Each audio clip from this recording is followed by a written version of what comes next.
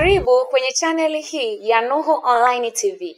Usisahau kusubscribe, kulike na kucomment.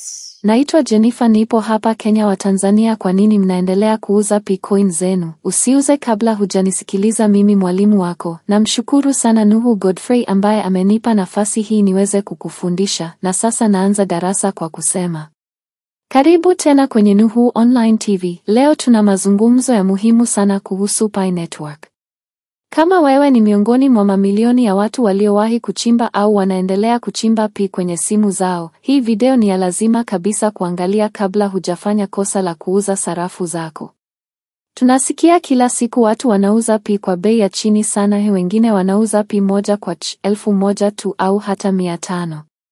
Wengine wanauza kwa $1. Lakini je, hawaelewi wanachokiuza? Au wamekata tamaa? Katika video hii, tutachambua kila kitu kuanzia historia ya Pi, thamani yake, hatari za kuuza mapema, mpaka njia sahihi ya kufaidika nayo. Tulia, chukua daftari, tujifunze pamoja. Sehemu ya 2, Pi Network ni nini? Pi Network ni sarafu ya kidigitali inayotengenezwa na wanasayansi wa kompyuta kutoka chuo kikuu cha Stanford nchini Marekani, wakiwa na lengo la kutengeneza sarafu ya kidijitali inayoweza kupatikana na kutumiwa na watu wa kawaida kupitia simu zao.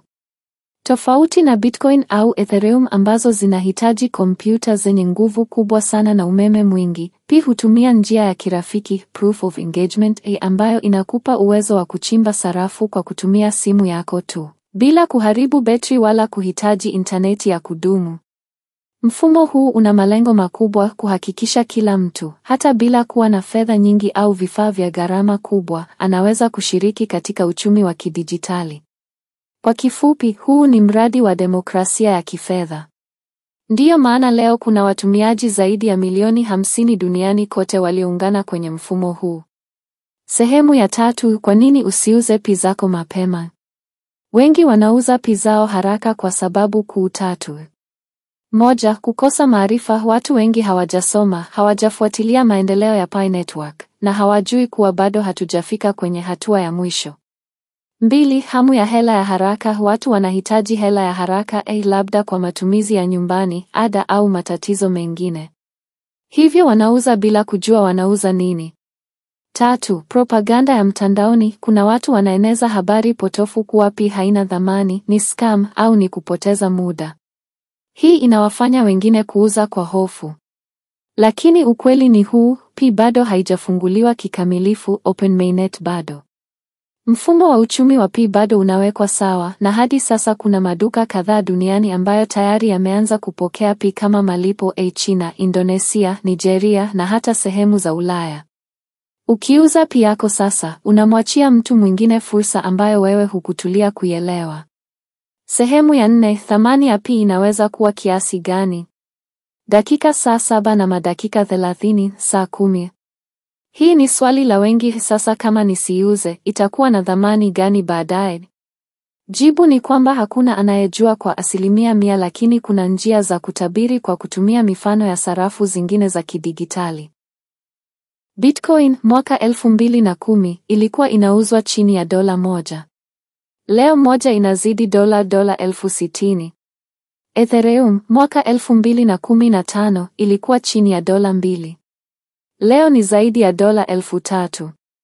Kwa sasa Pi bado haijaingia kwenye soko la wazi, open exchange, lakini kuna makubaliano ya bei ya watu binafsi, ambapo wengine wanathamini Pi moja hadi $10, $100 na hata zaidi.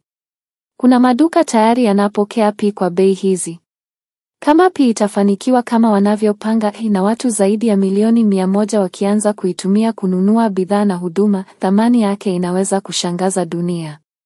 Hivyo, usiuze kitu kwa $1,000 leo, ambacho baada ya miaka 3 kinaweza kukupa mamilioni. Sehemu ya 5, nani anafaidika ukiuza Pi zako? Watu wakubwa wenye uelewa, wawekezaji wa crypto, mafundi wa blockchain, na mashirika makubwa wanajinunulia Pi kutoka kwa watu kama wewe. Wanatumia ujinga wa watu kama mtaji wao. Wanajua wakikusanya sasa kwa bei ya chini, watakuja kuuza kwa mamilioni baadaye. Kwa hiyo, unapoamua kuuza Pi zako haraka kwa bei ya karanga, unampa mtu mwingine nafasi ya kuwa milionea kwa jasho lako. Jiulize, kweli uko tayari kufanya kazi kwa miaka 2 kuchimba Pi, halafu uiuze kama pipi ya 200? Sehemu ya 6, nini cha kufanya badala ya kuuza? Kama huuzi Pi zako, unafanya nini nazo? Fanya KISS. Hakikisha umethibitisha utambulisho wako. Bila KISS huwezi kuhamisha Pi. Unganisha wallet yako. Tengeneza domo lako Pi wallet. Hapo ndipo Pi zako zitakaa. Shiriki katika ecosystem. Tembelea Pi apps kama Pi Browser, PiChainMall, Pi Hub, uone mahali pa kutumia Pi. Elimu kwanza. Endelea kujifunza. Tazama video, soma makala, fuatilia updates. Subira. Fursa kubwa huhitaji muda. Kama unajenga nyumba, huwezi kuhamia wiki hiyo hiyo, hata kama una kiwanja tayari. Hitimisho. Sauti yenye matumaini na msisitizo. Rafiki yangu, Pi Network si ndoto. Ni mradi mkubwa wa kidijitali unaoongozwa na wataalamu waliobobea na umeungwa mkono na jamii kubwa ya kimataifa. Ukiamua kuziuza Pi zako leo, kabla ya mainnet kufunguliwa, kabla ya mfumo wa malipo kuenea, unafanya kosa sawa na mtu aliyeuza Bitcoin kwa $1 mwaka 2010. Leo anajuta. Usifanye kosa hilo. Elimu ndiyo silaha. Tafadhali kibonyeza like, subscribe kwenye Nuhu Online TV na share video hii kwa marafiki zako wote. Tumeanza safari ya mafanikio, tusiwache nyuma. Comment hapa chini. Je, umeanza kuchimba Pi lini? Ulishafanya KISS? Unafikiria kuiuza au kuishikilia?